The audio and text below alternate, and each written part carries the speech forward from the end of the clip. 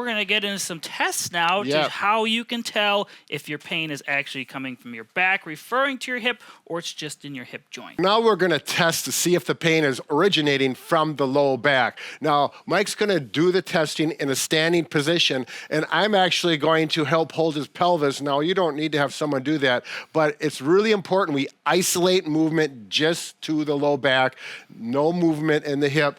So you have to imagine someone's holding your hips right here, so there's no movement, and I'll let go now, but Mike is going to keep that in mind, and he'll go through the motions and actually monitor where there is pain and take note of it. Go ahead, Mike. So if any of these movements you're doing with your spine refer that pain in your hip, you start feeling the pain, it gets more intense, it's a common sign that it's coming from your back. So the first one you're going to do, I'll just place my hands on my hips so you can see my hips aren't moving.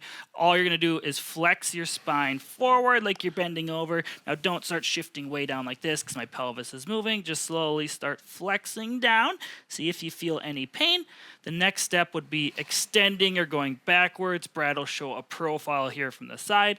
If this causes any pain, it could be coming from your back. And the last one is rotation. So this one's really important because you can really rotate at your hips like I am right now. Keep here, simply rotate from your back and then rotate the other way. See if this increases your hip pain. Good. Now, like Mike said, if that turns on the pain in the hip, there's a good chance it's coming from your low back. We're going to go through the exact same thing looking at the hip to see if the hip is the source of the pain. Let's go to it, Mike. Now, to test to find out if the pain originates in the hip joint, you need to do it lying down on your back like this. It's good on a firm surface. A bed will work, but actually the floor is a little bit better.